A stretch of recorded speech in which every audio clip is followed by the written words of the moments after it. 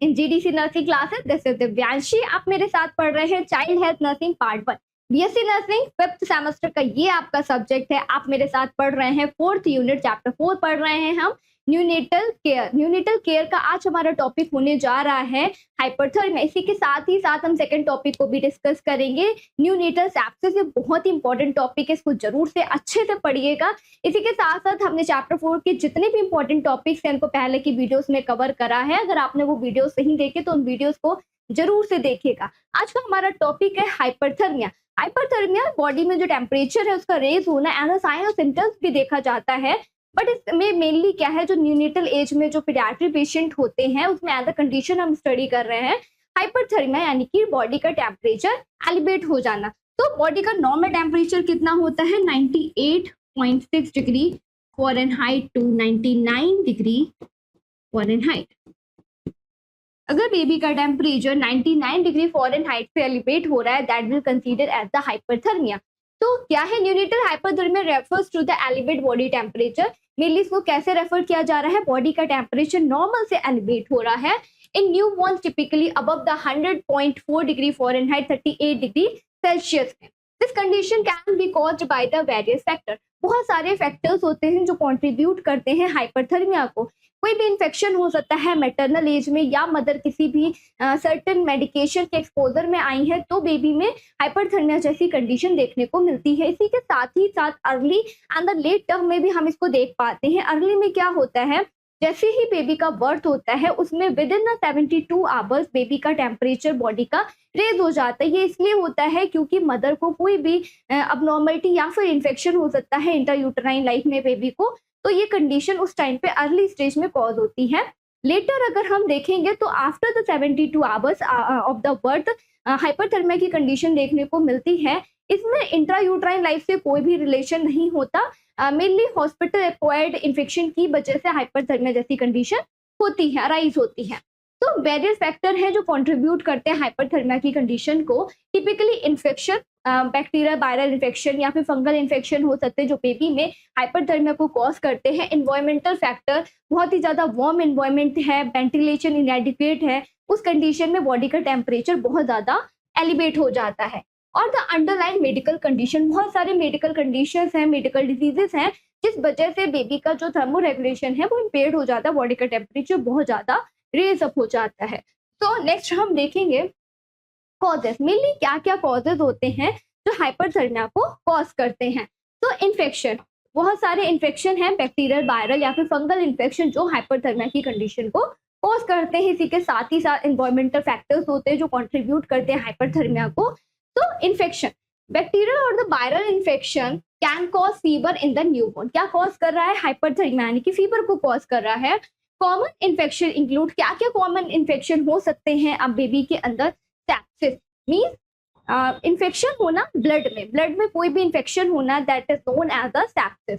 Meningitis, inflammation in the layer of the brain और the spinal cord. Spinal cord या फिर जो brain है वहाँ की जो लेयर्स हैं, जो भी कवरिंग है वहाँ पे इन्फ्लामेशन हो रहा है, तो दैट ये भी क्या कॉज करता है, हाइपरथर्मिया को कॉज करता है। निमोनिया, कोई भी लंग इन्फेक्शन हो रहा है लंग्स में या फिर किसी और बॉडी के ऑर्गन्स में, तो ये भी हाइपरथर्मिया की कंडीशन को कॉज करता है। इसी के साथ ही साथ यूरिनरी ट्रैक इन्फेक्शन, अगर मदर को यूरिनरी ट्रैक इन्फेक्शन है तो क्या होगा, अगर वजाइनल डिलीवरी के थ्रू बेबी बॉर्न हो रहे हैं तो वो इन्फेक्शन मदर से बेबी में ट्रांसमिट होने के बहुत ज़्यादा चांस होते हैं और हाइपरथर्मिया जैसी कंडीशन राइज होती है। तो इसी के साथ साथ नेक्स्ट हम देखेंगे एनवायरमेंटल फैक्टर। बेबी के सराउंडिंग में बहुत ही ज़्यादा वार्म एनवायरमेंट है या फिर इनएडुकेट वेंटिलेशन है, तो ये भी क्या कॉज करेगा, हाइपरथर्मिया को कॉज करता है। मेनली वायरल और द बैक्टीरियल इन्फेक्शन की वजह से हाइपरथर्मिया कॉज होता है, या फिर कोई भी मेडिकल कंडीशन होती है जो कंट्रीब्यूट करती है हाइपरथर्मिया को। नेक्स्ट हम देखेंगे मेडिकल कंडीशन। ऐसे कौन कौन से मेडिकल कंडीशन, ऐसी कौन कौन सी डिजीजेस होती हैं जो बेबी के अंदर हाइपरथर्मिया की कंडीशन को कॉज करती हैं। तो पहला है थायराइड डिसऑर्डर। कोई भी थायराइड मतलब कि हाइपरथायराइडिज्म बेबी के अंदर है, बेबी की बॉडी में है, तो ये क्या लीड करेगा, हाइपरथर्मिया की कंडीशन को लीड करता है। इसी के साथ साथ कोई भी metabolic disorder, for example diabetes है, बेबी को डायबिटिक है पेशेंट, जुवेनाइल डायबिटिक मेलाइटिस है, तो ये कंडीशन भी क्या कंट्रीब्यूट करती है, हाइपरथर्मिया को लीड करती है। न्यूरोलॉजिकल डिसऑर्डर, सीएनएस में कोई भी एबनॉर्मलिटी है या फिर बेबी को सीजर्स आ रहे हैं, तो उस कंडीशन में क्या है, हाइपरथर्मिया कॉज होता है। कार्डियक कंडीशन, कोई भी हार्ट में डिफेक्ट है, तो इस वजह से भी बेबी का जो थर्मोरेगुलेशन है वो इम्पेयर्ड हो जाता है और बॉडी का टेम्परेचर एलिवेट हो जाता है। नेक्स्ट अदर फैक्टर्स भी हैं जो कंट्रीब्यूट करते हैं हाइपरथर्मिया की कंडीशन को। For example maternal fever during the labour, अगर during the time of the pregnancy, gestational age में मदर को फीवर रहा है, कोई भी इन्फेक्शन रहा है, तो बहुत ज़्यादा चांसेस होते हैं कि बेबी क्या है, रिस्क फैक्टर पर रहते हैं इन्फेक्शन के या फिर हाइपरथर्मिया के, फीवर होने के। तो मदर से बेबी के बॉडी में जो भी कंडीशन है, मदर की बॉडी में जो भी इन्फेक्शन है, वो बेबी की बॉडी में भी ट्रांसफर होता है प्लेसेंटा के थ्रू, तो बेबी भी उससे अफेक्टेड होते हैं। इसीलिए इंट्रायूटराइन लाइफ में अगर मदर को कोई भी फीवर है during the time of the labour, तो ये बेबी को भी अफेक्ट करेगा। Maternal infection, any maternal infection, for example torch को हम कैसे कहते हैं, टॉक्सोप्लाज्मोसिस,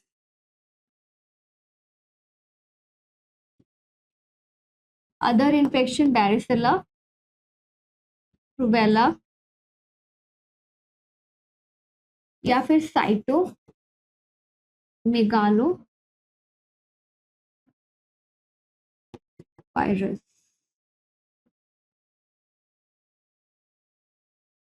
या हर्पस सिम्प्लेक्स।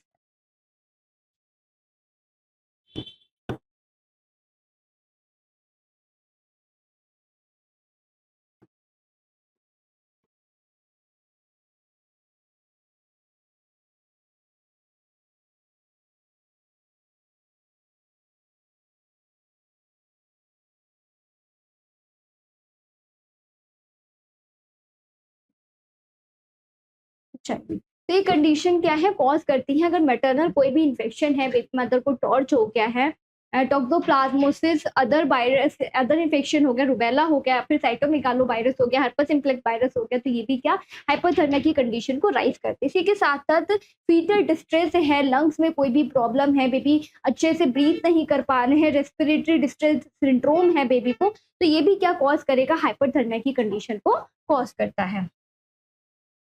नेक्स्ट हम देखेंगे साइन एंड सिम्टम। क्या क्या साइन एंड सिम्टम बेबी की बॉडी में अकर होंगे ड्यू टू हाइपरथर्मिया। हाइपरथर्मिया की वजह से मेनली क्या होगा, बहुत ही ज्यादा एलिवेटेड बॉडी टेम्परेचर होगा। नॉर्मली हम इसको लिख सकते हैं फीवर, फीवर कितना होगा, 100 डिग्री फ़ारेनहाइट होगा या फिर इससे ज्यादा भी हो सकता है। इरिटेबिलिटी, बेबी बहुत ही ज्यादा इरिटेट होंगे, फ्रस्ट्रेट होंगे, उन्हें किसी भी चीज का करने का मन नहीं हो रहा होगा, अच्छे से ब्रेस्ट फीडिंग भी नहीं करेंगे और बहुत ही ज्यादा विड्रॉल सिम्टम्स को शो करेंगे, बहुत ज्यादा क्राई करेंगे, तो बेबी की स्टेट कैसी होगी, इरिटेबल होगी। स्वेटिंग, एक्सेसिव स्वेटिंग बॉडी में देखने को मिलेगी ड्यू टू हाइपरथर्मिया, क्योंकि बहुत ही ज्यादा स्वेटिंग होगी बेबी की बॉडी में, एक्सेसिव अमाउंट ऑफ स्वेटिंग देखने को मिलता है हाइपरथर्मिया की कंडीशन में। इसी के साथ साथ रैपिड ब्रीथिंग होता है और पल्स रेट भी बहुत ही ज्यादा हाई होता है हाइपरथर्मिया की कंडीशन में। लेथार्जी, बहुत ही ज्यादा बेबी वीक फील करेंगे, बहुत ही टायर्ड फील करेंगे, बहुत ही ज्यादा बेबी की जो कंडीशन होगी वो वर्ड्स होगी, बिल्कुल भी वो बॉडी का मूवमेंट अच्छे से नहीं कर पाएंगे, बिल्कुल भी एक्टिव उनकी बॉडी नहीं दिखेगी। पुअर फीडिंग, अगर बेबी को हाइपरथर्मिया है, बहुत ही लेथार्जिक फील कर रहे हैं या फिर इरिटेबिलिटी उनमें दिखने को मिल रही है, तो इस वजह से ये क्या लीड करेगा, बेबी अच्छे से इनएडुकेट अमाउंट में जो भी एडुकेट अमाउंट ऑफ मिल्क है उसको भी नहीं फीड करेंगे। तो ये सारे साइन और सिम्टम बेबी की बॉडी में दिखते हैं, किस वजह से, हाइपरथर्मिया की वजह से। डायग्नोस्टिक इवैल्यूएशन, हम कैसे हाइपरथर्मिया को डायग्नोस कर सकते हैं।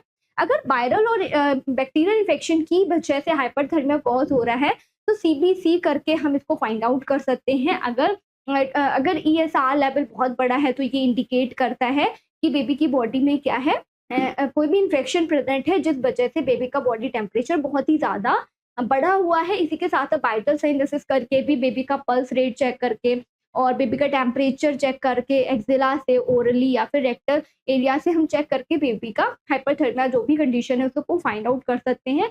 अगर कोई भी इन्फेक्शन कॉज है, मेडिकल कंडीशन है, फॉर एग्जाम्पल निमोनिया हुआ है, तो उसको हम एक्सरे की हेल्प या फिर जीआई ट्रैक्ट में कोई भी प्रॉब्लम है तो अल्ट्रासाउंड परफॉर्म करके हम उसको डायग्नोस कर सकते हैं।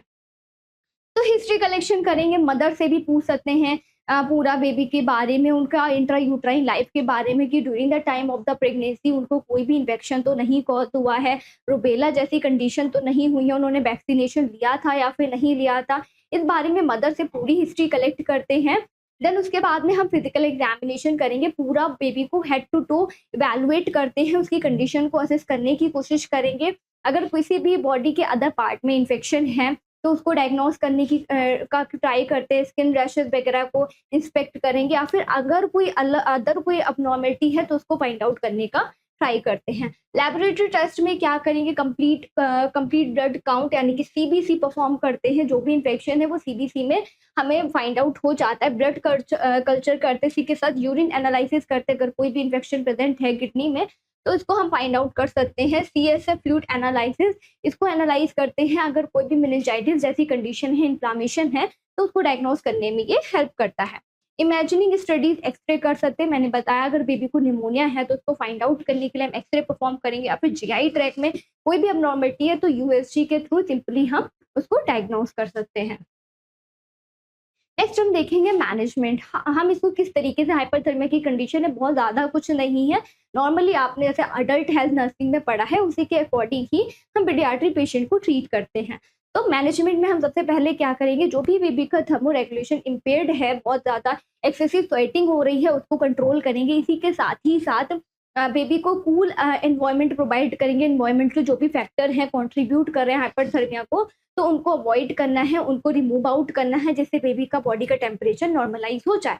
तो पहला है कूलिंग मेजर, कूलिंग मेजर्स को हम अडॉप्ट करेंगे बेबी के टेम्परेचर को नॉर्मलाइज करने के लिए। रिमूव एक्सेस क्लोथिंग, अगर बहुत ज़्यादा बेबी ने क्लोथिंग कर रखा है तो उसका बॉडी का टेम्परेचर कैसा होगा, बहुत ही ज़्यादा एलिवेट होगा, और बेबी बहुत क्राई करेंगे और इरिटेट होंगे और फीडिंग भी अच्छे से नहीं करेंगे। इसलिए एक्सेस जो भी क्लोथिंग है बेबी को वो नहीं पहनानी, बेबी को बहुत ही लूज और कंफर्टेबल सॉफ्ट क्लोथ ही उनको पहनाना रहता है।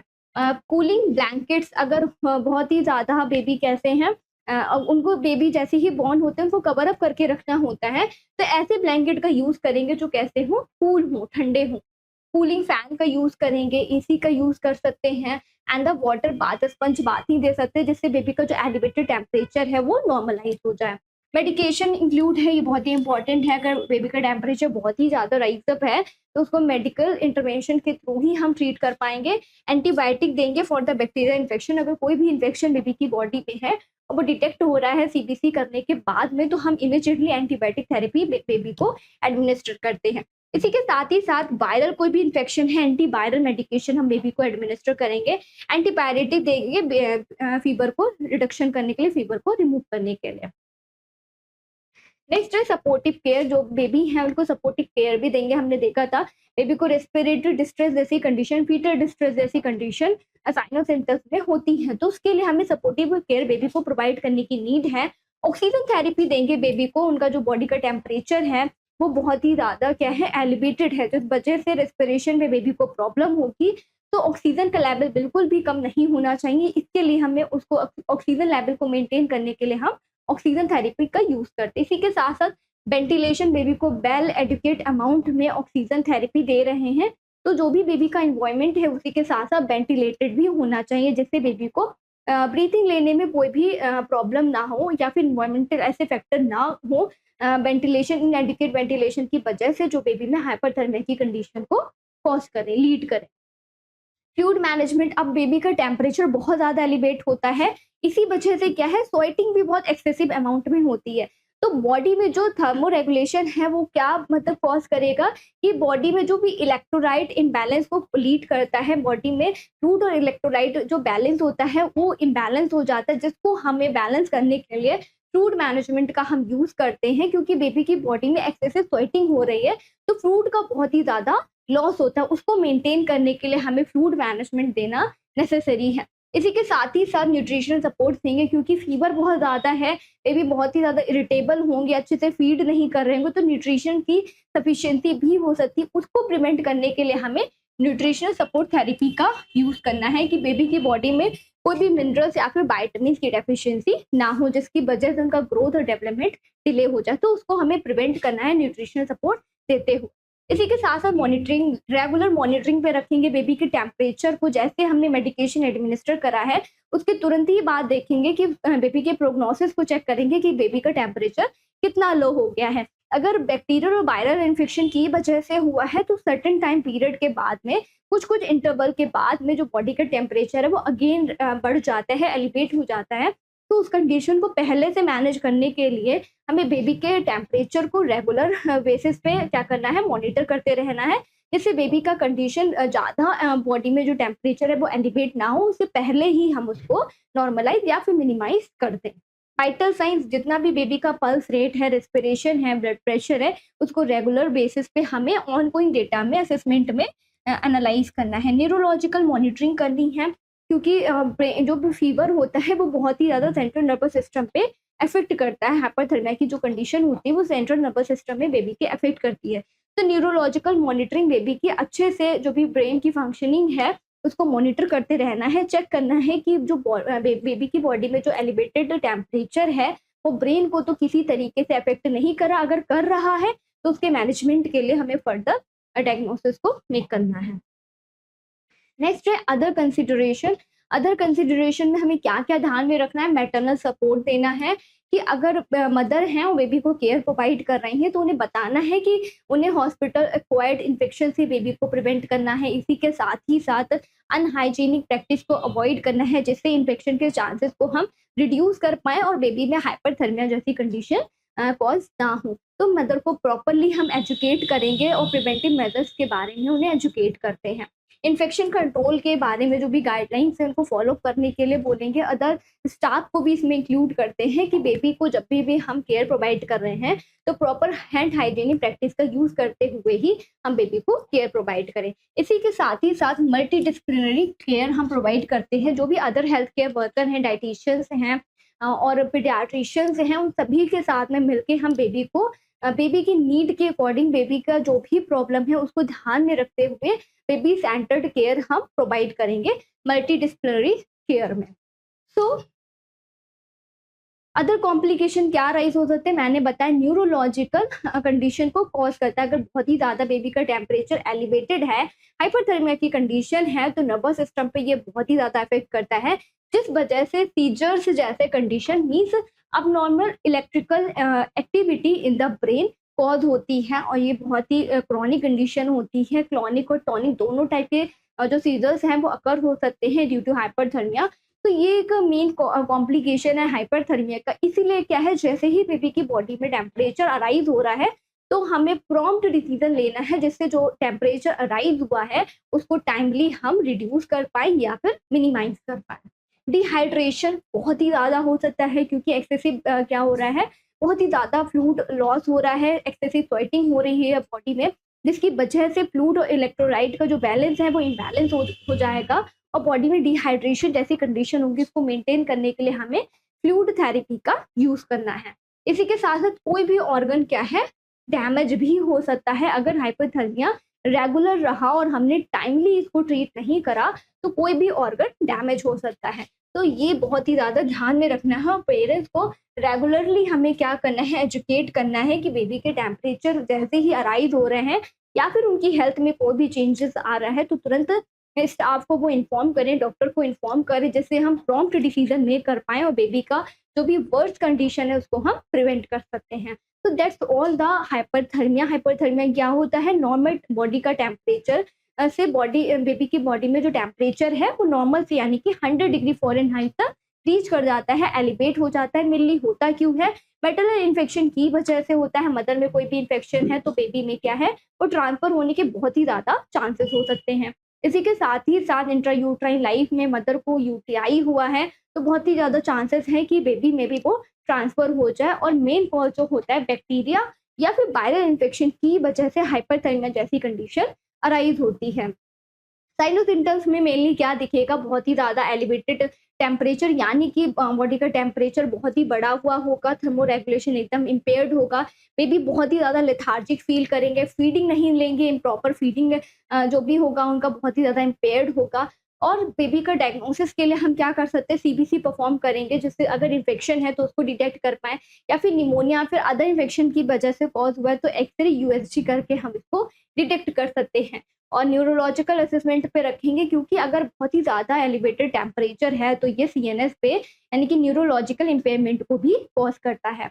तो मेनली ट्रीटमेंट के लिए डिहाइड्रेशन को प्रिवेंट करना है, सीजर्स होने से प्रिवेंट करना है बेबी को, और इसी के साथ-साथ अगर बैक्टीरिया या फिर वायरल की वजह से हुआ है तो एंटीवायरल, एंटीपायरेटिक या फिर एंटीबायोटिक थेरेपी हमें स्टार्ट करनी है। अगर बेबी का ऑक्सीजन लेवल बहुत कम है तो ऑक्सीजन थेरेपी भी हम उन्हें ज़रूर से प्रोवाइड करेंगे।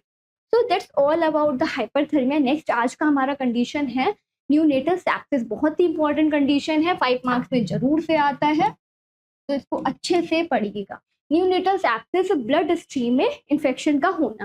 सेप्सिस टर्म का मीन्स होता है ब्लड स्ट्रीम में इन्फेक्शन का होना।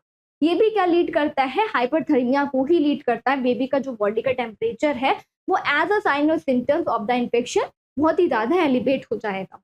तो उसी का फर्दर हम पढ़ रहे हैं पार्ट, क्या है, systemic bacterial infection of the neonate और when a pathogenic organism gain access to the blood stream it called as the neonatal sepsis. क्या होता है, मेनली सिस्टमिक बैक्टीरिया इन्फेक्शन है।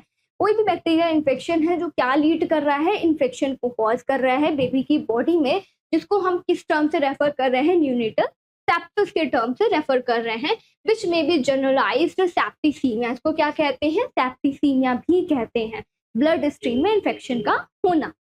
और the localised to the lungs, किसी भी particular body के organ में भी हो सकता है ये। फॉर एग्जांपल लंग्स में है तो ये क्या कॉज करता है, लंग्स में निमोनिया को कॉज करता है। इसी के साथ साथ अगर ब्रेन में है, मेनिंजेस में है तो मेनिंजाइटिस को कॉज करता है, inflammation in the brain and the spinal cord, और इवन बोन्स में भी ये अफेक्ट करता है क्या, न्यूनेटल सेप्सिस।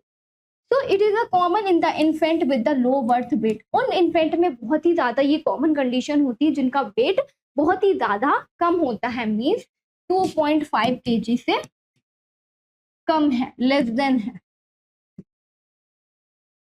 तो उन बेबीज को बहुत ही ज्यादा इफेक्ट करेगा, या फिर प्रीमेच्योर बेबी है तो उसमें न्यूनेटल सेप्सिस जैसी कंडीशन दिखती है। 10 times more common in the infant with the weight less than 1500 gram and the prematurity. अगर प्रीमेच्योर बेबी है 37 वीक ऑफ द गेस्टेशन से पहले डिलीवर हो गए हैं, प्रीमेच्योर बेबी कंसीडर करे जाते हैं, तो उनमें भी न्यूनेटल सेप्सिस होने के बहुत ही ज़्यादा चांसेस होते हैं, हाई रिस्क पे रहते हैं वो पेशेंट।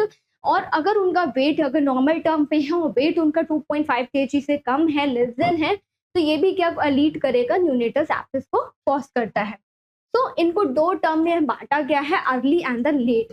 अर्ली का मतलब क्या होता है, जैसे ही बेबी बॉर्न होते हैं, जैसे ही बेबी का बर्थ होता है, विद इन 72 आवर्स में इन्फेक्शन अकर हो जाना। इन्फेक्शन जो भी साइन और सिम्टम्स है बेबी की बॉडी में दिखने लगते हैं। लेट में क्या होता है, after the 72 hours of the birth sign और सिम्टम्स दिखते हैं। ये इंट्रा यूट्राइन लाइफ से या फिर कंजेनाइटल किसी भी चीज़ों से लिंक्ड नहीं होते, इनका कोई भी रिलेशन नहीं होता है इंट्रा यूट्राइन लाइफ से, but later on hospital acquired infection की वजह से लेटर ऑन 72 आवर्स में, after the 72 hours of the birth, ये राइज होता है।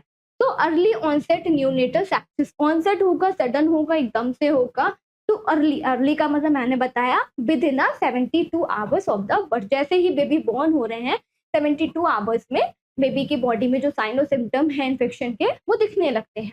If the neonatal infection develop with in 72 hours of the birth, अगर बेबी की बॉडी का टेम्परेचर कैसे 72 आवर्स के अंदर ही अंदर रेज हो रहा है, तो ये क्या कॉज करेगा, किस में रखा जाएगा, अर्ली ऑनसेट न्यूनेटल सेप्सिस में, caused by the intra uterine and the intranatal delivery के एरिया। अगर इनएडिक्वेट डिलीवरी हुई है पेशेंट की, या फिर इंट्रा यूट्राइन लाइफ में बेबी को कोई भी मदर से इन्फेक्शन ट्रांसफर हुआ है, तो उस कंडीशन में क्या कॉज करता है, ये अर्ली ऑनसेट में काउंट होता है। It mainly caused by the group B streptococci, beta haemolytic streptococci most common and the E coli. ये वाले जो बैक्टीरिया या फिर वायरल हैं, ये बहुत ही ज्यादा मोस्ट कॉमन होते हैं जो कॉज करते हैं न्यूनेटल सेप्सिस को।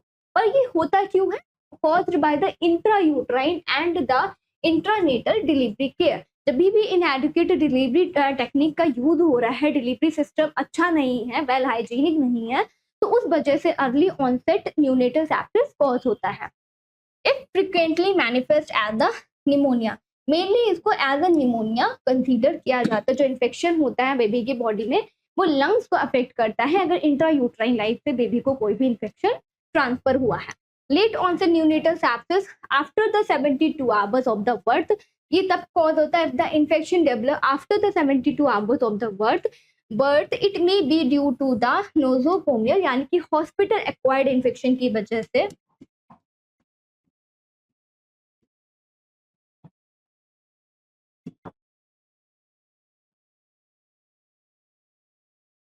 हॉस्पिटल एक्वायर्ड इन्फेक्शन के वजह से late onset neonatal sepsis cause होता है। एलओएस भी कहते हैं इसे।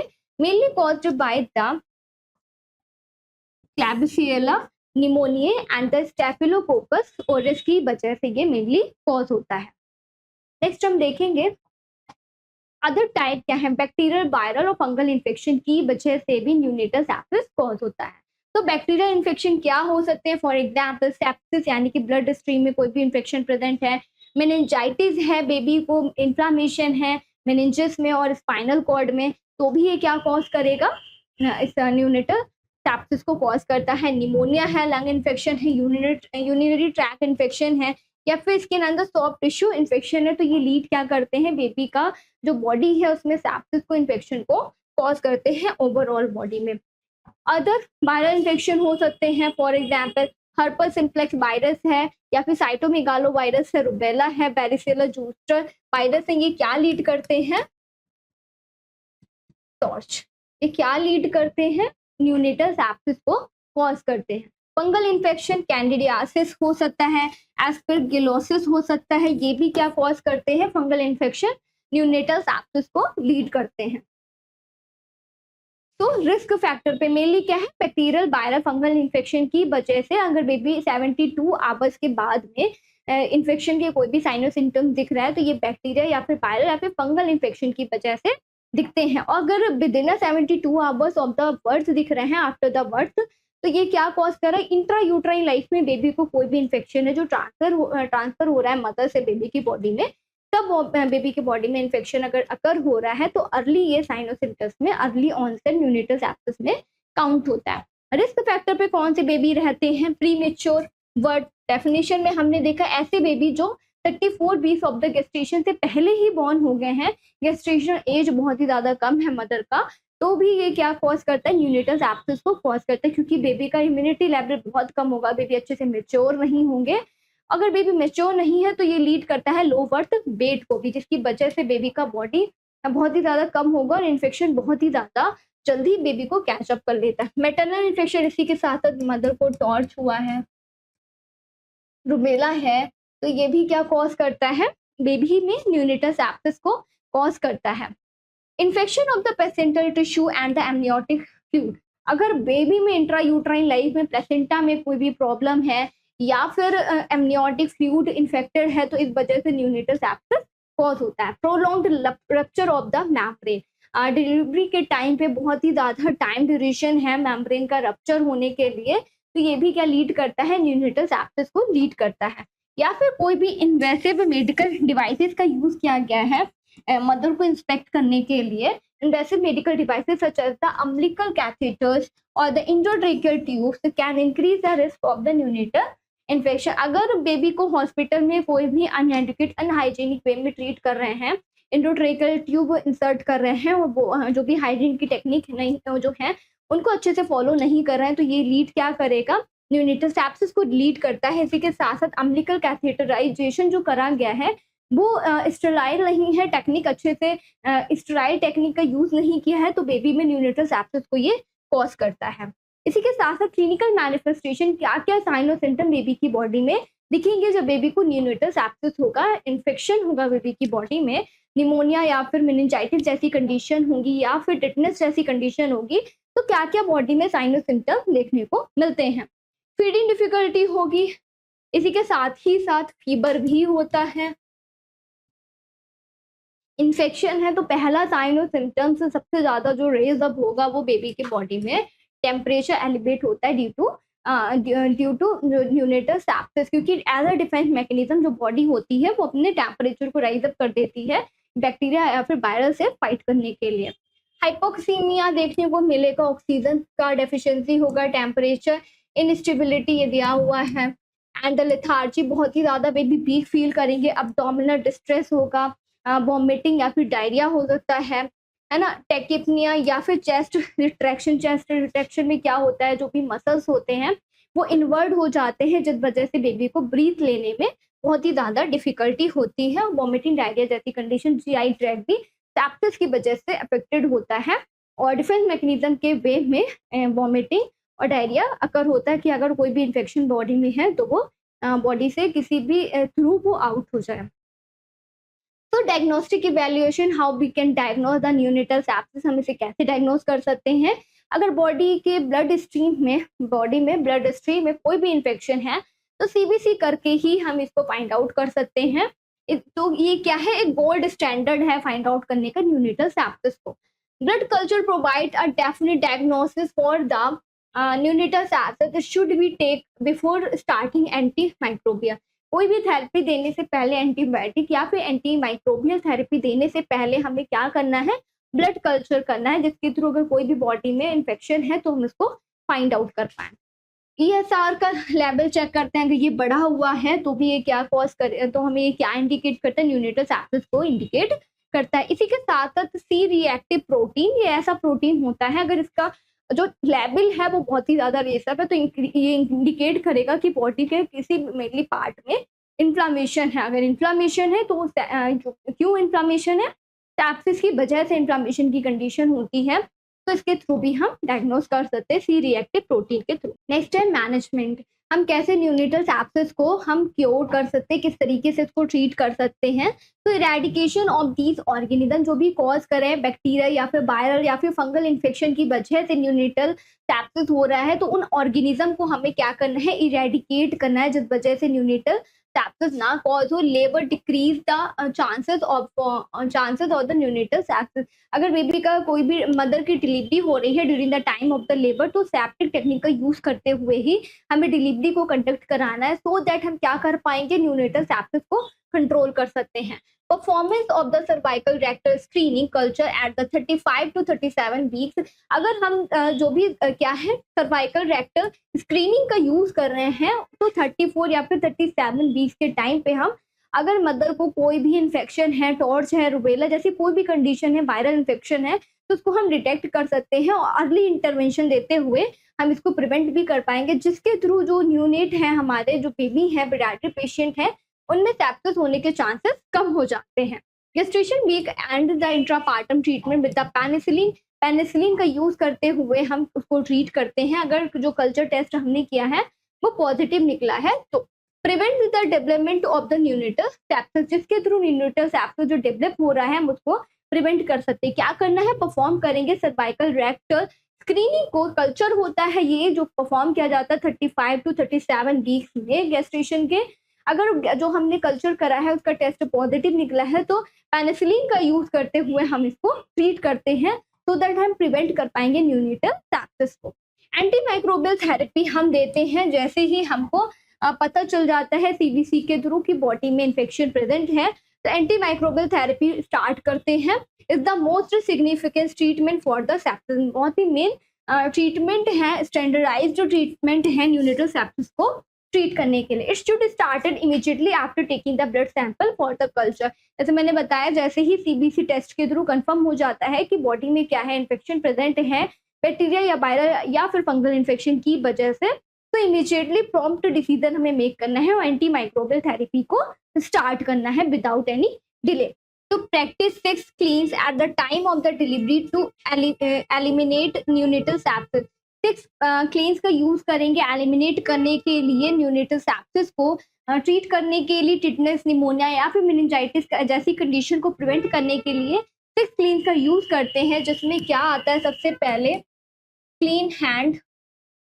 अगर बेबी को हम केयर करने जा रहे हैं during the time of the delivery, तो हमें क्या करना है, अपना हैंड क्लीन रखना है, क्लीन हैंड। इसी के साथ ही साथ हमें क्या करना है, क्लीन डिलीवरी सरफेस